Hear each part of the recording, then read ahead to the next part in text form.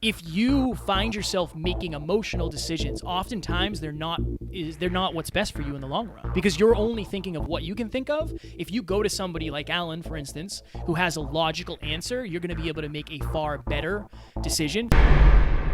HALLT is a good way to help me understand that when I'm in an unresourceful state, I'm not going to make good decisions. So just give it a minute. Try to go and rectify those things. Maybe go eat something, take a cold shower, take a warm shower, whatever it is. You just got to get into a new state.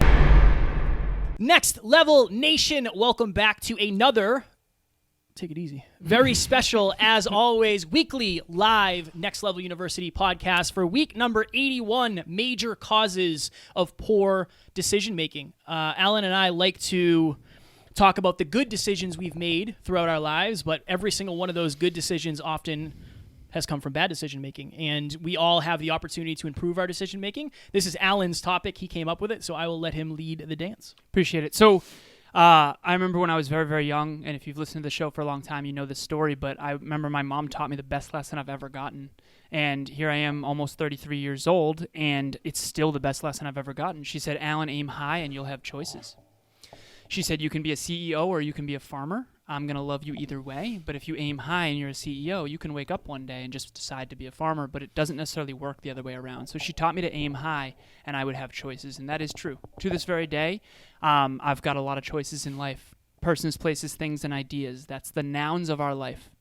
Okay, that includes everything in the universe. Persons, places, things, and ideas. And you have a choice about all of those things. You have a choice about what you say and don't say, think and don't think, feel and don't feel, believe and don't believe.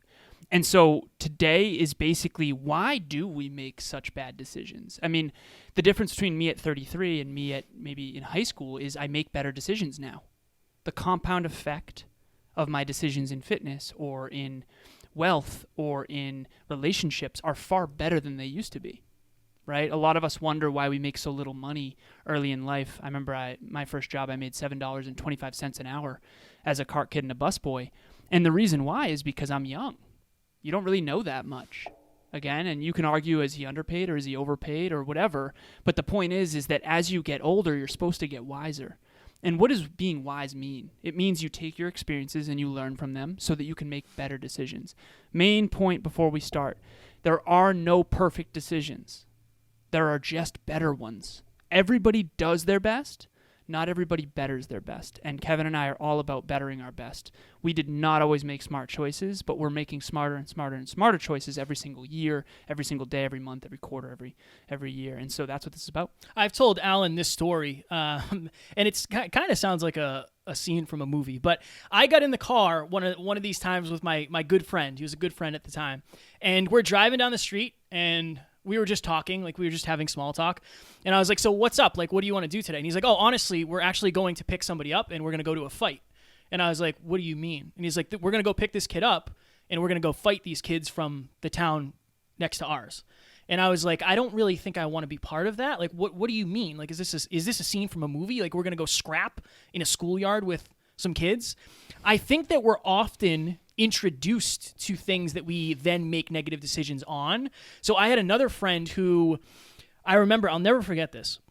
He got injured and he had Percocets or Vicodin or something like that. And one day we were sitting around playing video games and he's like, hey, do you want to take one of these? And I was like, what does it do? And he's like, oh, it just makes you like feel good. And I was like, interesting. Okay. So I proceeded to take a Vicodin or a Percocet or whatever I didn't even know what that was. I didn't know what it did. That wasn't a good decision. So what am I talking about? I'm talking about negative influences. I think we are introduced to a lot of things that we don't know about. I didn't know anything about drinking when I was 17 years old. Somebody introduced it to me. I didn't know anything about pornography when I was younger. It was introduced to me. So oftentimes we are making bad decisions based on our community because our community is making bad decisions. And when you are seeing people make bad decisions, it's far easier to make those decisions. Now, if you flip that, if you're in Next Level Nation, if you have a coach, if you have a mentor, if you have accountability partners, it's way easier to make positive decisions. So your community determines a lot of the decisions you're going to make. I don't remember the study, but it was something along the lines of like, do you remember it? Do you know the numbers? Yeah, Harvard Business School. Was that what it 90% is based on your reference group. 90% of your success is based on your reference group. Alan has the things. But I never would have been headed to a fight with several people I didn't even know if I wasn't in the car with somebody that was part of my community that was negatively influencing me. I never would have made that decision. Now, luckily, I didn't take part in that fight. Nothing happened. But again, we are introduced to a lot of the things that we make bad decisions on. I never would have known about those things if it wasn't for certain people. Still my responsibility for sure, but my awareness was raised by them. So we each have 5 points. Kevin just talked about his first, which is negative influences, and that is huge, huge. The first one I wanted to talk about here is just having low awareness. And so, again, what are the major causes of poor decision-making? Low awareness is the main cause. I'll give you a tangible example of this. So one of my main mentors was the head of several billion-dollar tech companies in his career. Super intelligent guy, and I helped him with fitness for quite some time. And he wasn't really happy with his progress. As you guys know, I was a fitness coach for a while. And I was trying to dissect why he wasn't succeeding. Like, what is the issue? So when your check engine light goes on in your car, there's a problem. You got to go find the problem so that you can bring it to the mechanic and they can fix it. And the same goes for fitness, the same goes for your relationship, the same goes for podcasting, whatever arena it is. We all have a check engine light on to some extent. And so his check engine light was on and he was concerned. Like, I don't understand. Why aren't I losing weight? I don't get it.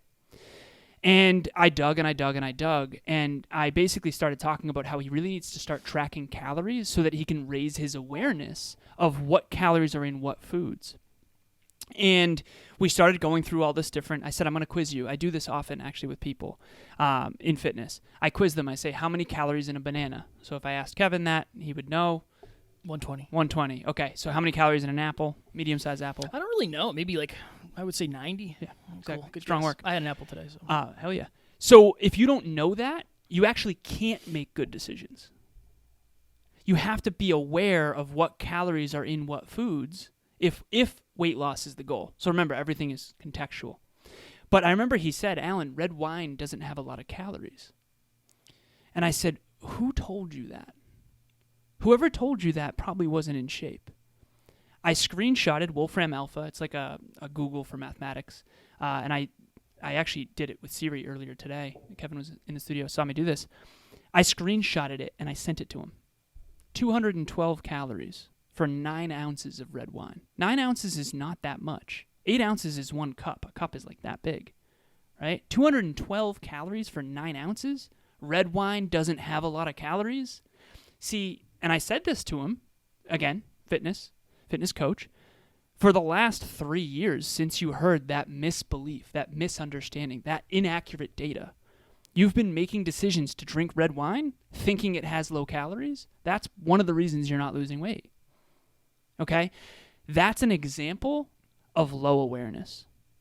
One more tangible example. I remember I was at a table at my ex-girlfriend's, her grandfather's 90th birthday. And I remember I was hammering those Lindt chocolates. I've told this story before. I had like 5 of them in a very short amount of time because I was going to the gym later that night, and I like to carb up before the gym with simple sugars. And someone at the table, I was in really good shape at the time. I was focused on fitness, and someone at the table was like, I don't understand. How are you in such good shape? You're hammering those Lindt chocolates, those little delicious ball ones. What color do you? Blue. Blue's the go-to.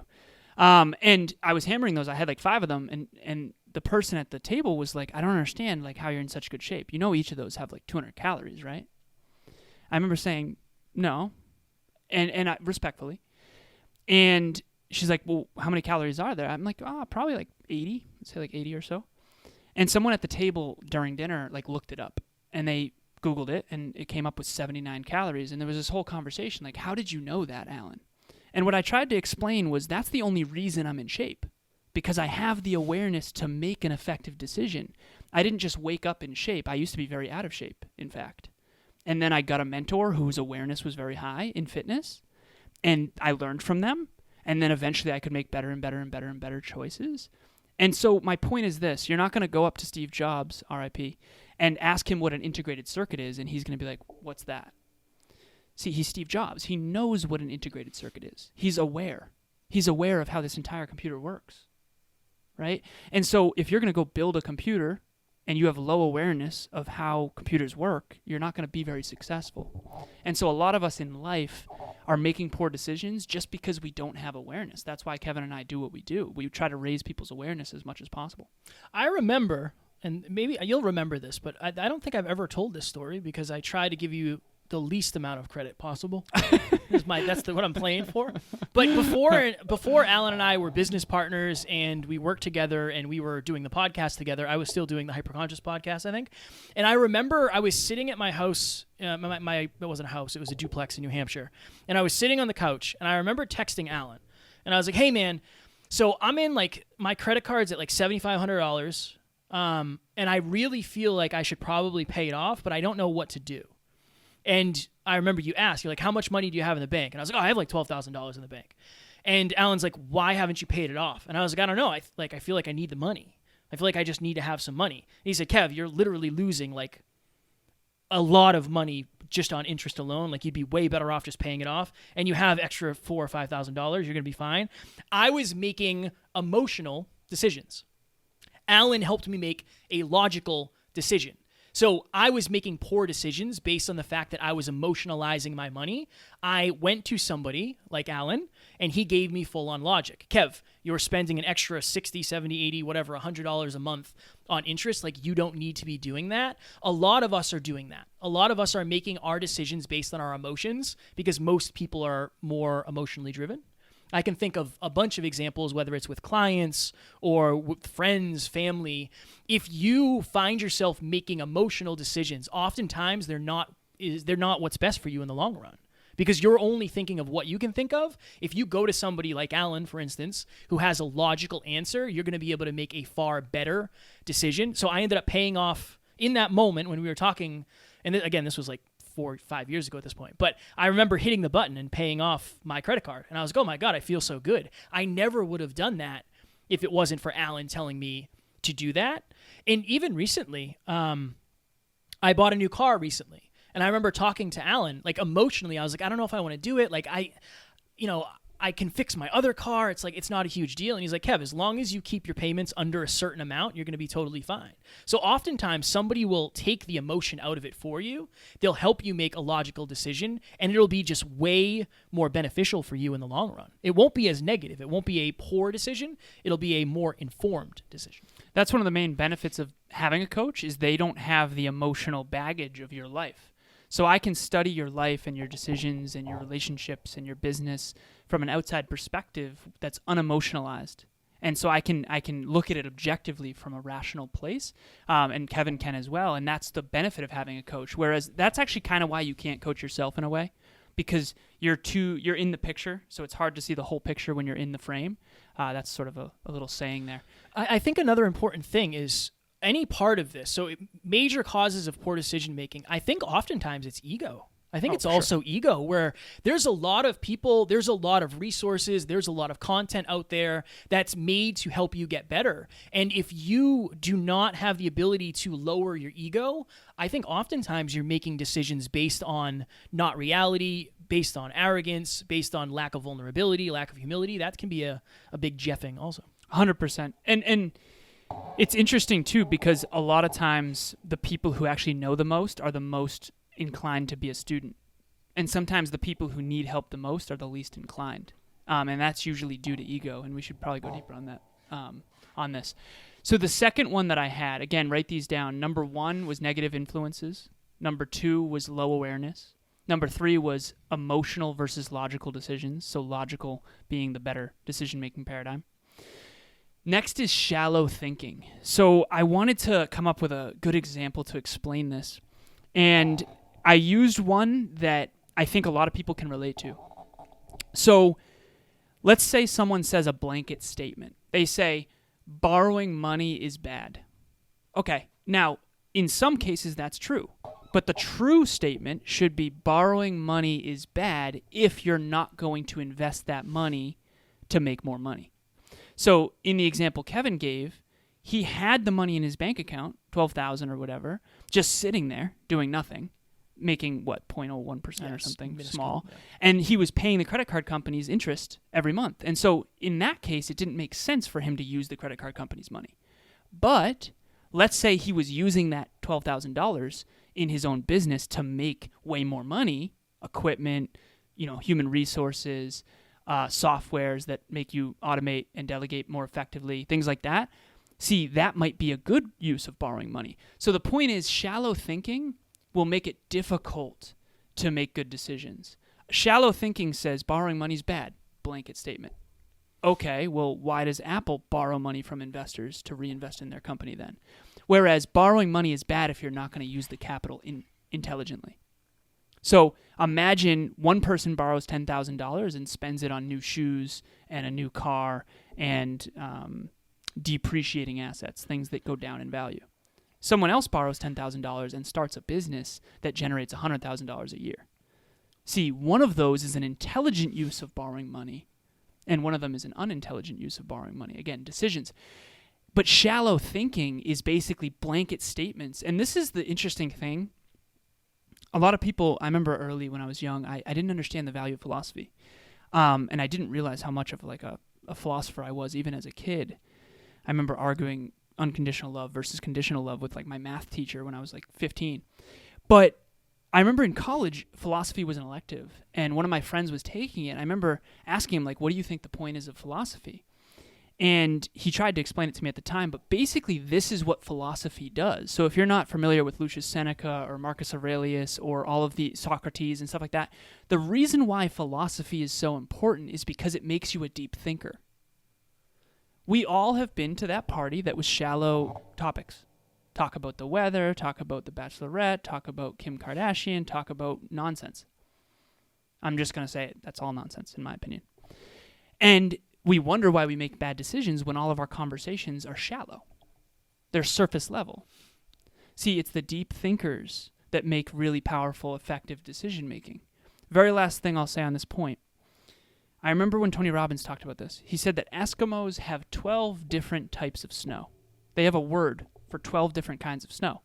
And he jokes and says, we have yellow or not yellow, right? But that's my point. That's why they're more effective in snowy environments, because they have more distinctions. See, in fitness, I can give you the first layer: sleep, hydration, nutrition, training, and mobility. But what kind of mobility? Is it long form stretching, short form stretching, foam rolling? Right? And then training, it's like, well, is it cardio or weights? And then is it strength training in weights? See, there's depths. There's nuances that you have to understand. And so shallow thinking is a huge, huge, huge reason why most people don't achieve their dreams and goals. And Kevin and I on our podcast really try to help with that. There was a lot of shallow thinking for me back in my bodybuilding days. Oh, yeah. You were talking about fitness there. I remember back in the day, I have so many stories, and I reflect back on a lot of, I don't want to say poor decisions, but less than proud decisions. I know you know this story. I don't know if I've ever told this. I'm trying to tell a lot of stuff I've never told before. Appreciate it. I think I was probably like 2 weeks out from my bodybuilding show. For those of you who have never done a bodybuilding show, it is miserable.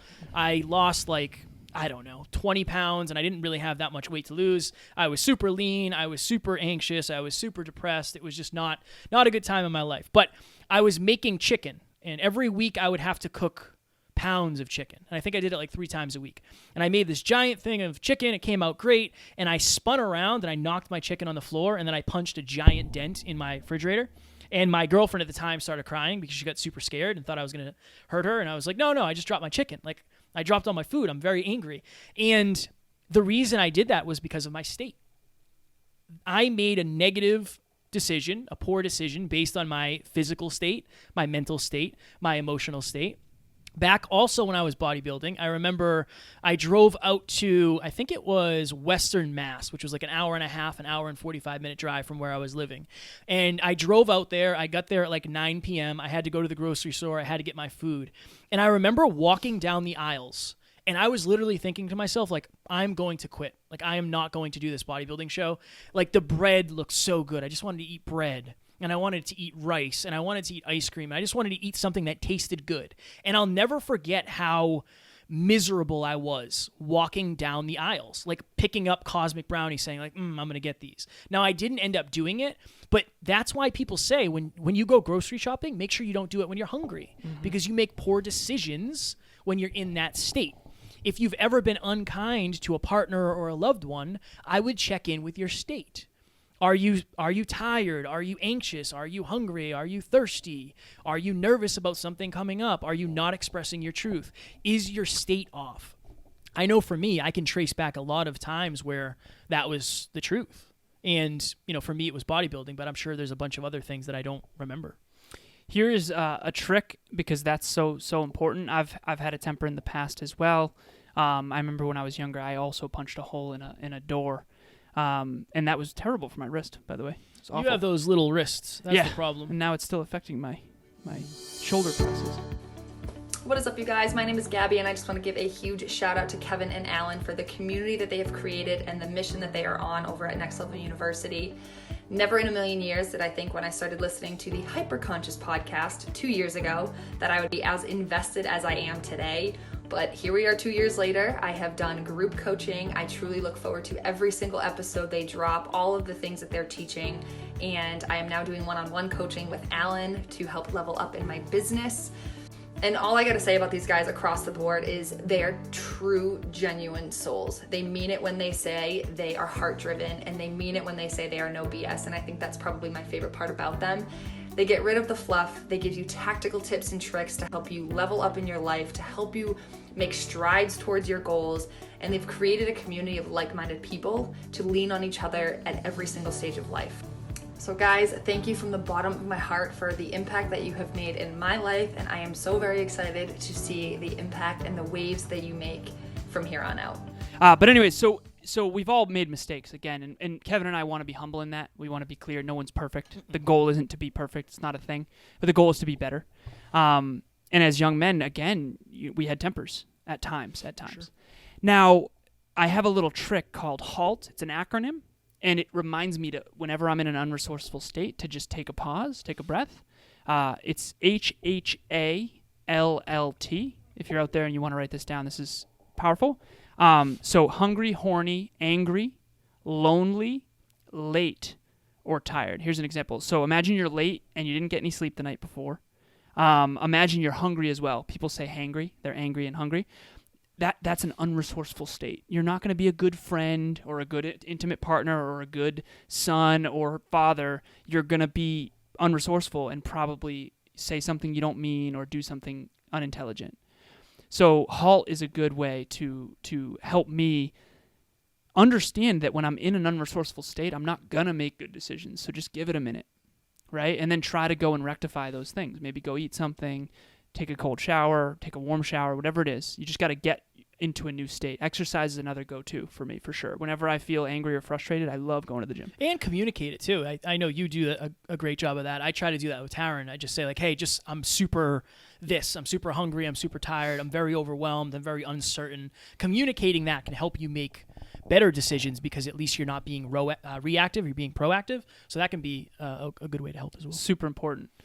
So the next one I have written down here is irrational fears. And Kevin and I did some research before this when we were prepping, and I looked it up. So in this country, in the Washington Post, they published an article about this. And they basically found out that in this country, the U.S. in particular, only about, on average, is there one death by sharks per year, according to this article. But yet 33,000 people per year die from motor vehicles. Irrational fears are absolutely the source of so many poor decisions. You get in your car every single day without thinking anything of it. Yeah, you put your seatbelt on, but no big deal. Yet when you're in the ocean, you're constantly scared of sharks. That is how irrational human beings are. Okay, you're far more likely to get in a car accident than a plane crash, statistically speaking. But yet, how many more people are afraid of planes than are of cars? Mm-hmm. I know Kevin is one of them. Yeah, I was going to say, I feel like this is very personal to me, sharks and planes, but whatever. Oh, I'll use me as an example. Snapping turtles. No. Exactly.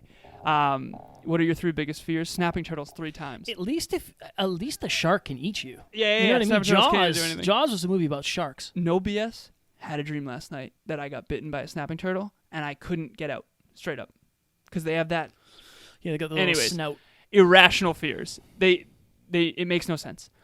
And when I'm exercising, when I'm at the lake and I'm swimming, that irrational fear almost has me get out. Genuinely. I remember I was doing 11 laps and I almost got out because I could feel the weeds on my knees and my legs. And I'm like, you cannot not exercise because of this irrational fear, right? Get over it, man. I'm hard on myself. But that's my point. How many of you are afraid of things? So, for example, Kevin talks about the story of Amy at the mall. Talking to a stranger is not dangerous most of the time. 99.9999999% of the time, that's totally safe, right? But yet, petrified to talk to strangers? Petrified to give a public speech? There's nothing, almost nothing, statistically speaking, in terms of probability, Kevin and I are not going to die if we screw this up. Oh, no, definitely not. Yeah, we're going to be fine. But yet, people are petrified of public speaking. Because, again, our brain correlates being ostracized from a social group and unaccepted as we're going to be alone, and being alone means eventual death when we were hunter-gatherers. But that amygdala is still running us. That fear center is still running us. So irrational fears, you got to check in on those. Are you more afraid of sharks than your car? Because that's an irrational fear. And if you make decisions based on that and you don't enjoy the beach because of sharks, you're making a mistake. I don't know if this point says more about me or the point I'm trying to make. Me and you, because I'm going to include you in this. Oh, no. When I think I was probably like, oh man, how old was I? I don't know. I was probably like 8. I remember seeing this thing on TV where you could literally bread a piece of chicken and you could put it in the microwave and it would crisp this chicken up, like fried chicken. And we ordered it, and it didn't do that. It was terrible, and it was a waste of money, and my grandmother and mother were not happy with me. I remember Alan has told this story, probably not to the podcast, but I'm going to tell it. Yeah. There was this commercial, and we watched it the other day. We watched it on YouTube. In the studio. Yeah. It was called the Banjo Minnow. And this thing, let me tell you, you could catch any fish in the world. The way this thing moved, just, oh my God, just floating through the water. If you were a fish, you would want it. You know, and I don't think it was expensive. I think it was like 3 payments of $19.99 or something, whatever. And Alan ended up getting it. How many fish did you catch? Oh, one fish. One fish in like years. So the point I'm making is unrealistic expectations. If you have unrealistic expectations, and again, I think a lot of that is marketing, but if you think about it, if there's a bag that could fry chicken, you know, it's probably not going to be sold on late night television for $9.99. It's probably going to win some award somewhere. Or like that egg that you put in the microwave, the little egg thingy. You ever have that? No. Yeah. There's a You've been hoodwinked many times. Oh, for sure. Yeah, of course. So I think that's happening to people on social media too. I think yeah. when I start podcast coaching with certain people, it goes one of two ways. They say, "Well, my goal is to make $100,000 this year." I hate to be the bearer of bad news. Not going to happen. And I had somebody recently who said, "Hey, I'm thinking of like quitting my job," and I said, "Do not do that. Worst idea ever. Don't do that. You're not ready to do that yet." But there's also the other side of people who say, "Well, I'm going to give it a year, and if I don't go viral, if I don't start making money, if I can't quit my job, I'm going to stop doing it." That's also an unrealistic expectation. That's forcing you to make bad decisions. If you're comparing yourself to people that you don't know what they're really doing, you're probably making decisions based on that, and that's not reality. Just like the Banjo Minnow and the fried chicken in a bag weren't reality, unfortunately. And if anybody has any other ones, please let me know. They must have starved those fish, man, or something. They probably put them in a tank, and they just didn't feed them. They just didn't feed them for the longest and time. Like, here comes this Banjo Minnow. Yeah, and then the Banjo Minnow. Yeah, I got hoodwinked on that one. Don't get hoodwinked. That's the main takeaway. Don't get hoodwinked. All right, number 4 for me. We have 10 total. Sorry. So this is actually number 8. Not understanding exponentials. A lot of people. We live in a exponential universe. And we think linearly, though. And so we think 1, 2, 3, 4. We don't think 2, 4, 8, 16, 32, 64, 128, 256, 512, 1024.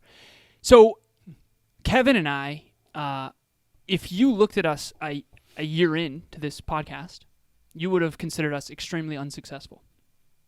We were. We had how many listens in the first year? 1,052. 1,052 listens. We had more than that whole first year. The entire first year. An episode a week. That's 52 episodes. We had more listens in one day last week than the entire first year. Okay? This is why other people don't understand when you're at the beginning of a journey and they don't believe in you because they're looking at the now. They don't understand exponentials.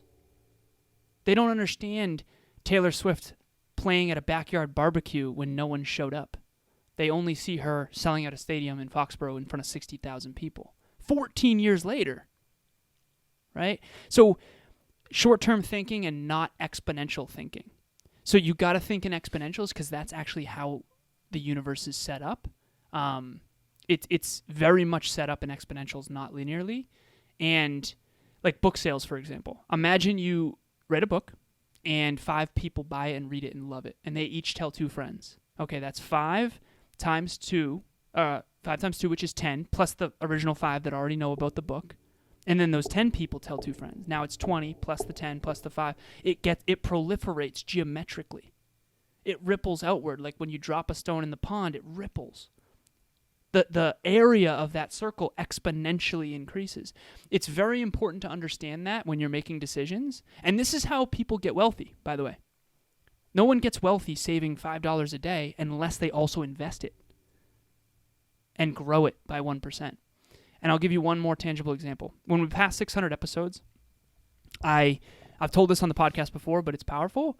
I wanted to figure out if we improved by just 1% each episode, how much better we would have gotten, because that was our main focus. And so I put $1,000 into a financial calculator, and I calculated how much it would grow to, $1,000, in 600 days for 600 iterations, 387,000. So 387 times better. That's an exponential growth. $1,000 turned into $387,000. How is that possible?